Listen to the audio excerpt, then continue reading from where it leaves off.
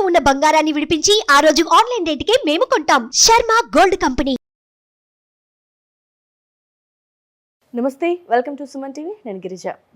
ఇవాళ మనతో పాటు ప్రముఖ ఆధ్యాత్మికవేత్త, భారతీ శంకర పీఠ వ్యవస్థాపకులు, బ్రహ్మశ్రీ తిరుపతి మూర్తి అవధాని గురువు గారు ఉన్నారు. వారితో మాట్లాడేద్దాం. నమస్కారం గురువు గారు.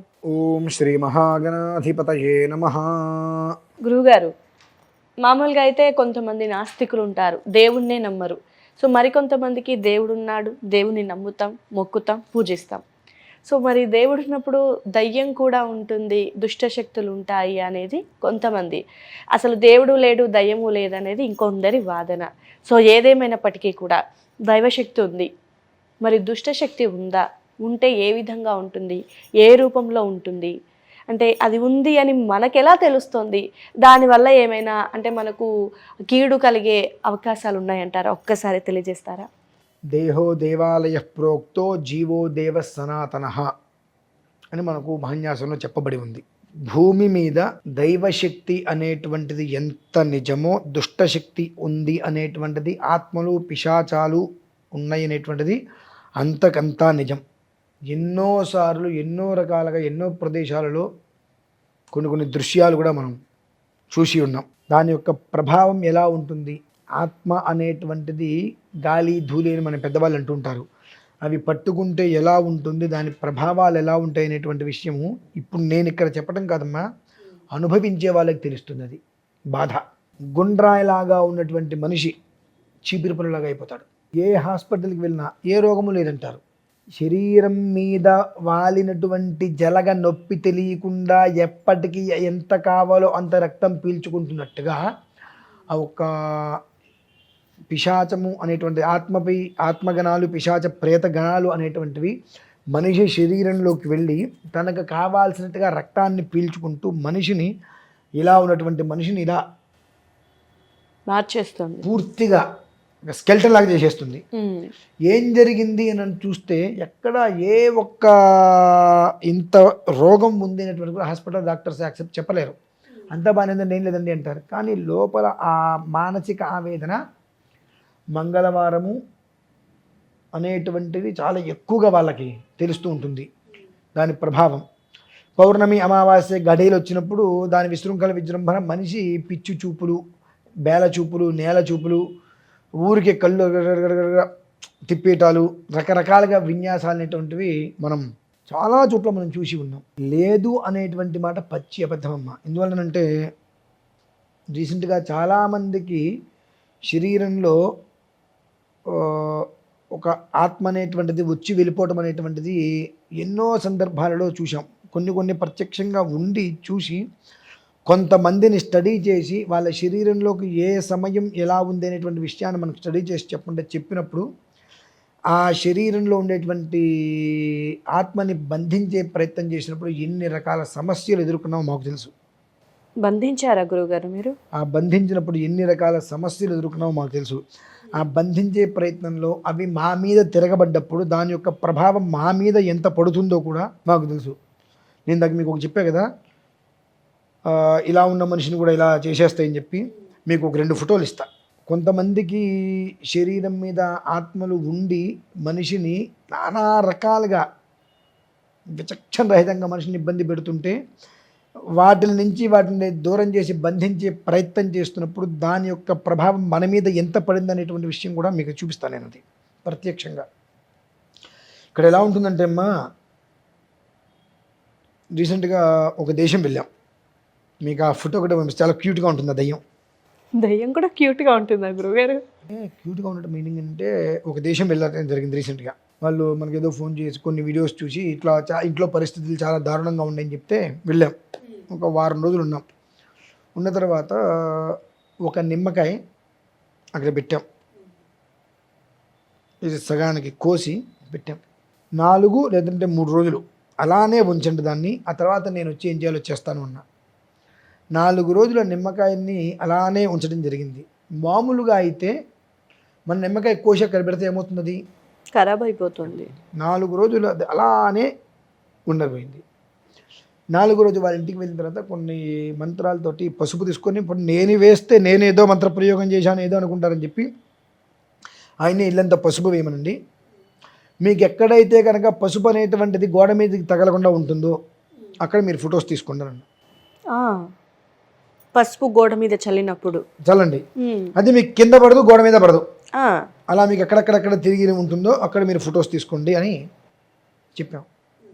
కొన్ని పాశుపత మంత్రాలు నేను పారాయణ చేస్తుంటే ఆయన ఏ మూల చూపిస్తే ఏ సమయంలో ఇస్తున్నారు. అలా ఒక మూల చూపించినప్పుడు ఆ పసుపు అలా వేస్తే అలా గాల్లోనే పసుపు అంతా అలా తిరుగుతుంటే కింద పడకుండా అలానే ఒక ఆకృతి మీద ఉన్నట్టుకుంటే ఫోటో తీశారు. ఫోటో తీస్తే దాని ఘాయిత్యం కూడా భలే ఉందండి. గుండాగినంత పని అయింది. ఇప్పుడు భలే ఉందని చెప్పే కానీ ఆ క్షణంలో గుండాగినంత పని అయింది. అంటే మనము స్వతహాగా ఆత్మలు పిశాచాలు శ్మశానంలో ఎక్కువ చూస్తూ ఉంటాం. ఇళ్లల్లో అలా బందీగా ఉండేటువంటి విధానాలు మనం గమనించాం. చూసినప్పుడు ఒక్కసారిగా ఒళ్ళంతా చెమటలు పట్టేసి తర్వాత ఏదో కొన్ని ప్రయోగాలు చేసాం, దాన్ని బంధించాం, తీసాం, అది వేరే విషయం. ప్రతి చోట దైవశక్తి ఉంది అని అంటే దుష్టశక్తి కంపల్సరీ ఉంటుందమ్మా. ఒకదాని మీద ఒకదాని మీద ఎప్పుడు ఏదో ఒక రకంగా ఇబ్బందులు పడుతూనే ఉంటాయి.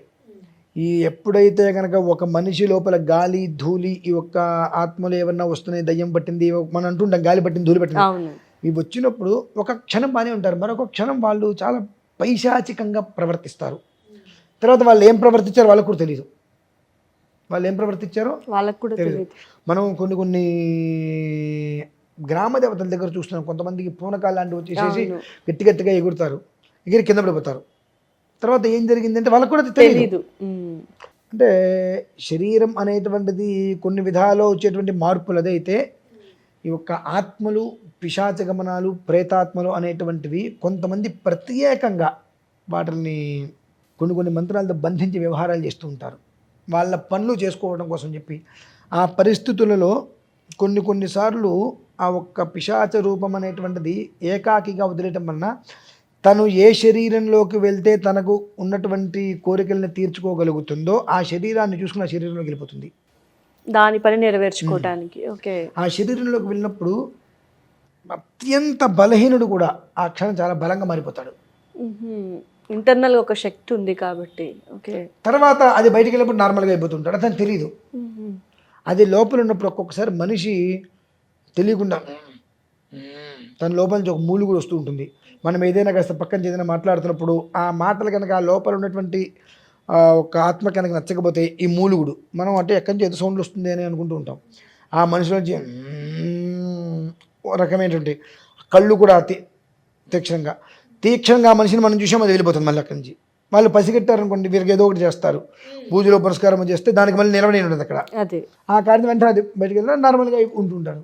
ఇన్ని రకాలుగా మెంటల్గా టార్చర్ చేస్తాయి. అవి అనుభవించే వాళ్ళకి ఆ బాధ తెలుస్తుంది, మీకు నాకు తెలియకపోవచ్చు.